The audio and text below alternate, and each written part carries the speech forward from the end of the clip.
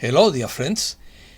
Cobra is one of the contactees who passes more information, but no one has the absolute truth, so it is good to diversify and contrast the sources of information so that everyone can reach their own conclusions with freedom of thought. I expose different points of view that do not always coincide with mine, and that sometimes can contradict each other. Opinion piece. Attack on the starseeds. Workers and warriors of the light. They repress even the sense of humor. Anxiety attacks without visible cause. Tiredness, malaise, and mood swings. This makes us reserved and introverted. Cyber attack on the intervention request. A right of the Galactic Code was violated. Provoked, a protest from Pleiadian command. Reached critical mass of 144,000 signatures. Many people felt wonderful energies. First contact will begin without notice. Legal basis for contact has been achieved. Many parallel legal initiatives exist. The powers that be reject Pleiadian contact. This led to NASA commissioning a study. Remnants of the Dark Fleet are being cleaned up. Bunkers will not help all defendants. Divine Intervention Activation Report. They will not make contact until there is security. Pleiadians want contact as soon as possible. The request for intervention was delayed by hackers. This provoked an outcry from the Pleiadian High Command. A freedom principle of the Galactic Code was violated. Pleiadians were present during activation. The reversal of the planetary grid will eliminate the anomalies. Not everything will start until the risk of violence disappears. Let's start.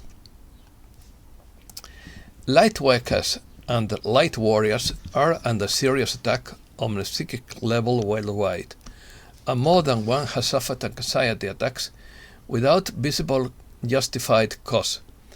But this is the symptom of the final struggle that has now come to the surface of the planet and the non-physical planes, and will lead to total liberation, as explained by the new 2012 protocol report from the Intelligence Center for the Victory of Light. Another attack is the suggestion to induce skepticism and pessimism, and to always see the glass as half empty instead of half full. The goal is always the same: to lower the frequency to render us powerless. A psychic attack can be defined as the aggression of energetic character that an individual performs to another in a conscious or unconscious way, to the detriment of his physical or mental health. It also includes spiritual entities that attempt to undermine the energetic protection of their victim in order to harm them. A psychic attack can manifest in the dream world through energetic impacts on the body and during wakefulness. There are mental intrusions, efforts by free-floating energies on from specific people to enter your psyche and generate some kind of damaging impact or extract information. Dark beings act on a lower fourth-dimensional esoteric plane, absorbing and utilizing the spiritual energy of starseeds. That is why it is likely that people who feel they are victims of a psychic attack do not know how to explain the reason for their tiredness, change of mood, or different discomforts. The entities can even manipulate the emotions and behaviors of human beings, thus causing irreparable damage to the life and personality of the starseeds. It is very important to develop protective barriers. This type of attack causes the starseeds to be reserved, and they can only trust and open up to people they love.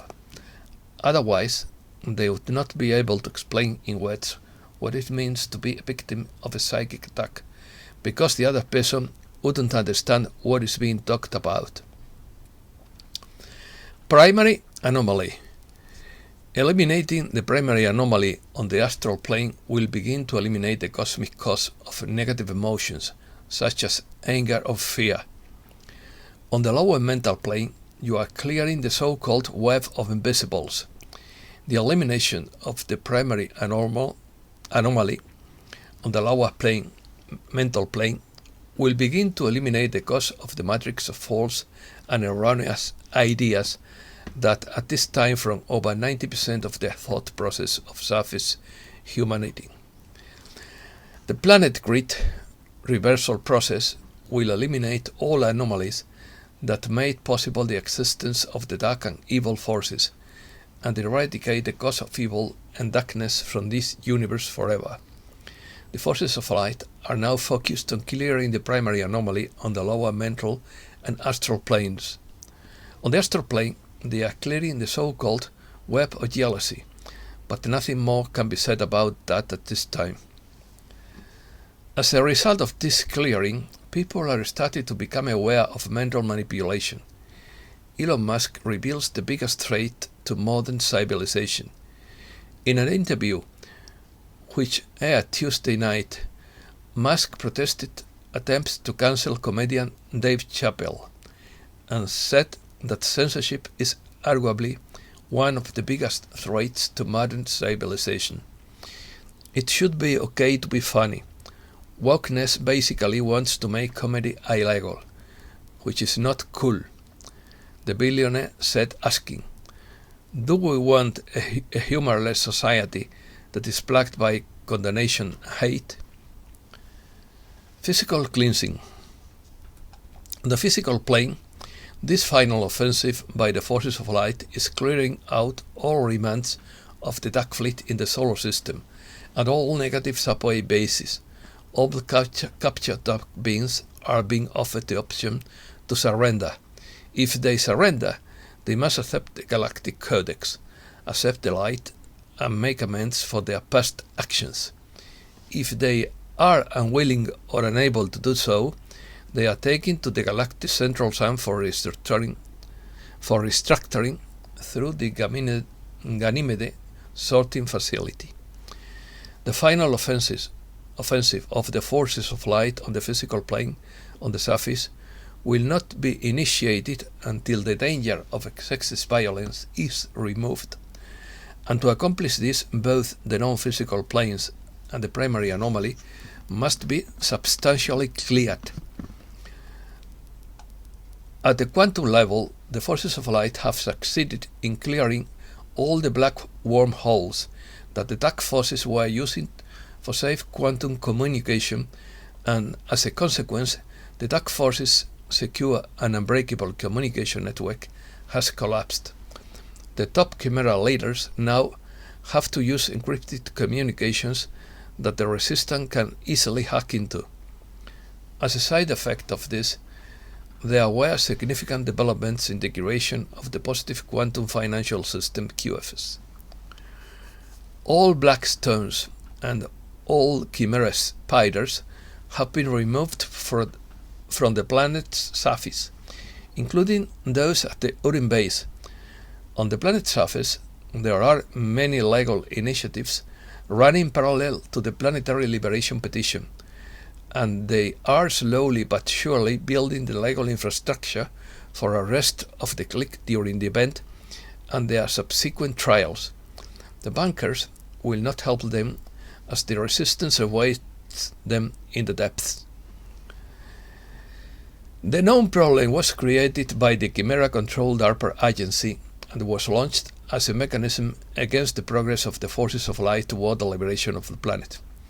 Panicked dark forces are now using the crisis as a tool to impose a totalitarian world state in their latest effort to control the surface population by inducing a collective psychosis, purposely keeping people into a state of confusion, hopelessness, and panic. Activation. Divine Intervention and Activation Report.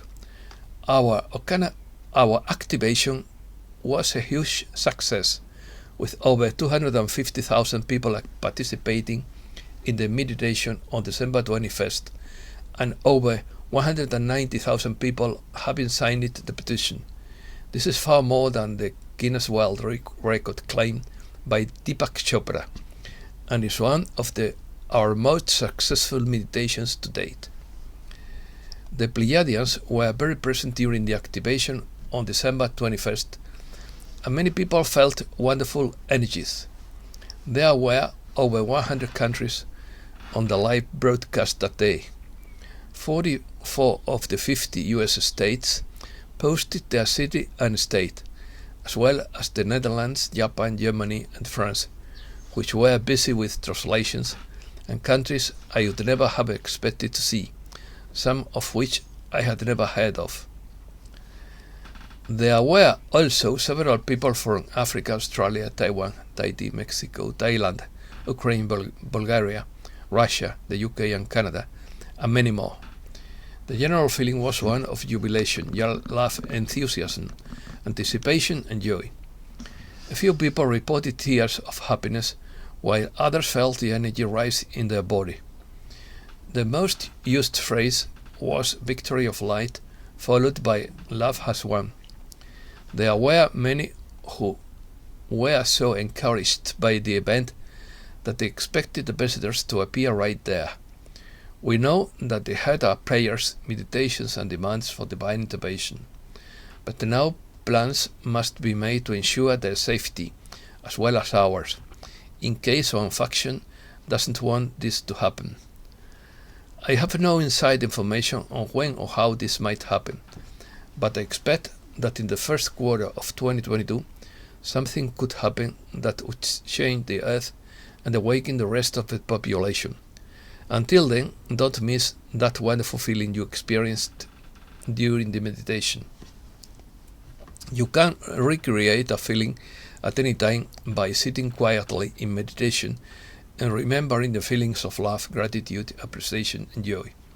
When you do this, you increase your personal frequency and the light your body emits, which means you will be that candle that lights the flame in those around you. Be that light in the darkness for others and help advance a much brighter new year for all. Signature process. The petition signing process was much more tumultuous. The dark side had interfered with the signing process on the first petition website several times and eventually deleted the petition page. So they had to migrate to the second petition site. The signing process continued on the second website, and a critical mass of 144,000 signatures was reached on December 11th. The next day, many cloud ships appeared in Japan. As soon as the first petition site was removed, the Pleiadian High Command contacted to the top brass of the Russian and US military, telling them that the critical mass of the principles of the Galactic Codes had been violated because the ability of people to manifest their free will over contact was severely obstructed. The Pleiadian High Command has then revealed a part of their intervention plans to the top brass of the positive military factions in Russia and the US. This has triggered strong reactions within the military, as the Russians felt that first contact goes against the territorial sovereignty of the Russian state, and many within the US High Command felt that this intervention goes against their religious beliefs. This has led to NASA commissioning a study on first contact by 24 theologians. First contact. After the critical mass of signatures was reached, the Pleiadians have communicated that the legal basis for their intervention on the surface of the planet has been established. They will begin contacting the people involved in the Contact Dish project first. The forces of light have decreed that the surface of this planet becomes the domain of the Confederation in accordance with the Galactic Code, Section 4.2. Not much information about surface operations can be given to the populace for obvious reasons. All I can say is that there are a fairly high number of Draco-Reptilian hybrids controlled by the Chimera, who incarnated into human clone bodies inside subway bases during the last Archon invasion between 1996 and 1999. After the false flag event of 9/11 in 2001, they began to surface and infiltrate the highest levels of power within human society. This situation is currently being addressed by the forces of light as part of Operation Mjolnir. The hostage situation on the surface of the planet is very difficult, and the release may take a little longer than expected. This is why the forces of light advise against any speculation about the timing of the event, to avoid disappointment, and suggest that you begin to focus on your mission and live your life to the fullest in the now. Safety precautions.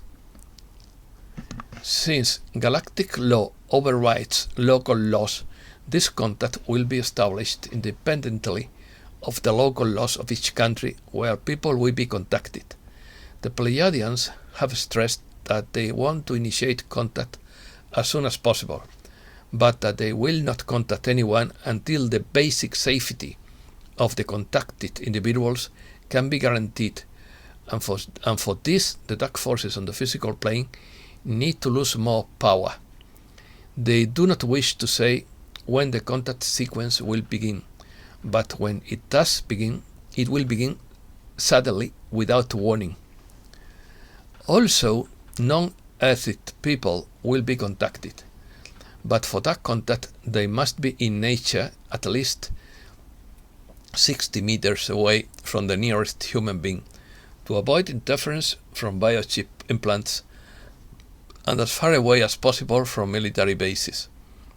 As soon as this contact occurs on, or even before, strong emotional reactions will be triggered among the surface population, so keep calm and use common sense.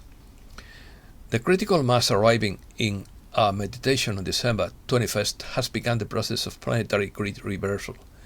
This practically means that now the forces of light are reversing the energy fields around the planetary surface from the reversed negative energy grid created during the Archon invasion in 1996 back to the original grid of light. This means a full offensive by the forces of light on the non-physical planes around the surface of the Earth, eliminating entities, dark technologies, and anomalies all at once. Soul families. Soul families are created when a group of souls emerges from undifferentiated monadic essence and enters this universe through a seventh dimensional portal from the galactic's central sun, either in this galaxy or any other galaxy in the universe. Millions of highly evolved souls, now incarnated on the surface of this planet, have primarily entered this universe either through the central galactic sun in this galaxy or its sister galaxy, the Andromeda Galaxy. They have then gained their experience by traveling throughout the galaxy through higher dimensional filaments of light that traverse the galaxy, and then focus their consciousness by gaining experience in portal star systems such as Pleiades, Aldebaran, Sirius, Arcturus, Vega, Alpha Lyrae, and Tau Ceti. At some point in their evolutionary path, they encountered the galactic wars and became involved, and this is the main reason they found themselves on Earth.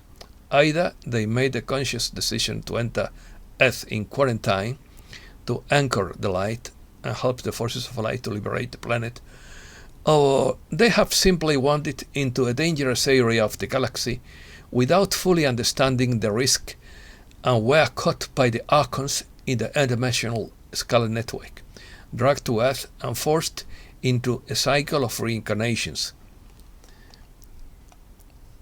It is of utmost importance that all higher dimensional star beings incarnated on the surface of the planet awaken now, remember their missions, and carry out the realization. It is also of utmost importance that soul family members begin to connect with each other from a higher perspective and not just as human beings trapped on Earth in quarantine. Soul family members create a connection with each other based on the understanding of the fifth dimension of their own essence or monastic consciousness and create true friendships. This is the cosmic origin of the friend archetype. Members of the same soul family or two contiguous soul families create a very deep soul connection with the positive interference pattern of six-dimensional soul love of Buddhic consciousness and are called soulmates. This is the cosmic origin of the bridegroom archetype. Members of the same soul family who are actually one being who have split into opposite female-male polarities upon entering the fourth or third dimension and are called soulmates. Their connection reaches the seventh dimension of Atmic consciousness and is the cosmic origin of the male-female husband-wife and hero-goddess archetype. First, they did this by implanting star people to disconnect from their higher dimensional consciousness and their soul presence. This is called vertical implant programming, which is the basis for the quarantined Earth blockade. The second layer is horizontal implant programming, which abuses the fact that soulmates enter the fourth and third dimensional universe as an electrical male and magnetic female polarity pair. It is in its pure form, the male's electric kundalini force and the female's magnetic soul force create attraction, which in turn creates the triangulation that is the force of evolution. When this electromagnetic force of female-male attraction is interfered with through horizontal implant programming, it creates a distortion in the electromagnetic field of the society being programmed and delays the evolution of that society, sometimes for many millennia, as is the case with Earth's Safi society. The basic horizontal implant creates a split in the female and male perception of energy. Female energy. The most effective way to control a society and retard its evolution is to control the feminine energy. This is why the cultures that gave the most freedom to women saw the most progress. The most effective way to control female energy in a given society is to infiltrate the critical mass of Orion Draco and reptilian predators in that society and let them loose. This is what the Archons did many times throughout human history. When a critical mass of women receive negative programming from those predators, this creates a conditioned reflex in the unconscious female psyche of that society, thus cutting off the energy of the goddess. In such a society, women begin to live a double life, expressing themselves only when they are away from the prying eyes of the Matrix. An extreme example of this is the society of Saudi Arabia. The key to the liberation of such a society is for the most advanced women in that society to gradually begin to express the energy of the goddess. Twin souls. Archons are also absolutely allergic to the deep energy of soul love between a man and a woman, especially between twin souls. In designing the incarnation process, they rarely allow two soulmates to incarnate at the same time. Even if they do, they rarely meet. Even if they do meet, they are rarely allowed to be together, because they design situations to prevent the union. That is why soulmate unions on the surface of the planet are now extremely rare, and most people who think they are soulmates are actually primary soulmates who channel soulmate energy to each other. A deep soul love connection between soulmates on the surface of the planet occurs a little more often, and if it does, the Archons sometimes go to great lengths to prevent that love, even resorting to killing one of both partners, as we see in the story of Romeo and Juliet, in so many stories of impossible loves. After the event, and especially after first contact, the Resistance and Pleiadians will begin to contact the more advanced members of human society, especially those who know their soul family. This contact will inevitably bring cultural changes to human society. The Pleiadians and the Resistance have communicated that this contact will sometimes inevitably evolve into deeper romantic relations, especially between soulmates, where one of them lives on the surface and the other is within the Resistance or belongs to the Confederation. The more prepared for such connections, the surface population should be aware that Pleiadians and the Resistance have a very similar social model that is based on soul family. Sometimes they are fully committed to exclusive sacred union with their soulmate or primary soulmate, and sometimes they form open connections that are based on soul love. Feminine energy. Magnetic energy is connected to one of the deepest mysteries of the goddess, the mystery of the reintegration of the feminine and masculine polarities in ascension. This is the true meaning of the alchemical formula of solve et coagula. The Archons were manipulating human energy since the end of the Atlantean period, trying to create as much separation as possible. They did this by implanting women and men in a different way, creating psychological division and split between female and male personalities. This primary division from the time of Atlantis is the main reason for the misunderstanding in the relationships between men and women. Women were implanted in a special way that kept their connection to their soulmate intact, but the implant suppressed their connection to all other men. This has conditioned women to monogamy, when women tend to project their soulmate to their real partner. Men were implanted in a special way that blocked their connection with their soulmate, but the implant has allowed sexual connections with all other women. This has conditioned men to promiscuity, when men tend to deny the existence of their soulmate and avoid it by being with many women. In addition, both women and men were implanted with an implant that separated sexual energy from heart energy, and received diametrically opposed implants to ensure maximum separation and conflict. Women were implanted with a program that only allows love without sex. Only in special circumstances, where many conditions are met, will a woman feel safe enough to allow the energy to mesh with her love. Men were implanted with a program that only allows sex without love. Only in special circumstances, where many conditions are met, with a man feel safe enough to allow the energy of love to merge with his drive. Repression. In addition to all this, the Archons began to violently repress female energy on the planet with systematic programming based on the trauma of women through rape during the Kargan invasion over 5,000 years ago.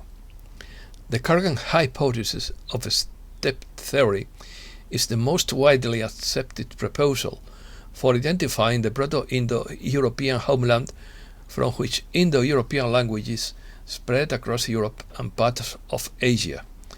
It postulates that the people of a Kurga culture in the Pontic steppe north of the Black Sea were the most likely speakers of the Proto-Indo-European language. The term is derived from the Russian Kargan, meaning burial mound. In the period between 3000 before Christ and 300 after Christ, women could still express themselves as healers in the temples of the goddess. Then the Kargan invasion of the 4th century put an end to this tradition and further repressed women. Then, in the Middle Ages, the Inquisition went a step further by burning many women at the stake. This trauma-based programming was in place for the last 5,000 years and has created deep scars in the planetary female psyche. Sadly, this programming is still in place by the same perpetrators around the world. The Archons know only too well that the positive interaction between a man and a woman is the most powerful force that can truly transform a human being into one who supports the light. Many members of the dark side have a twisted and distorted access to some of the lesser mysteries of the goddess that they have received as part of their occult training. Many members of the clique left the ancient mystery schools of old in past incarnations when they failed the test to gain access to greater mysteries, and then kept misused and distorted the lesser mysteries they already had access to. Distortion. The dark side is trying to impose its distorted perception of the lesser mystery of the general population through Hollywood and the media. All of this has put the surface population in a very fragmented state. The real healing of the fragmented state of the human being will only come through the coming of the goddess energy to the surface of the planet. For this to happen, we must allow ourselves to feel and express our emotions. The main key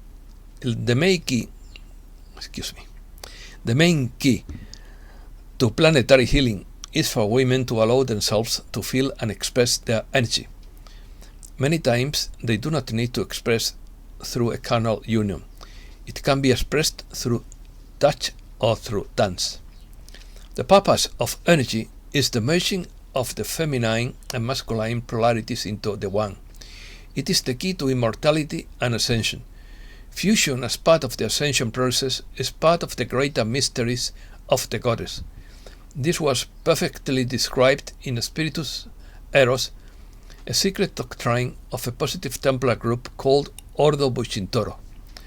And that's all for today. Thanks a lot, dear friends.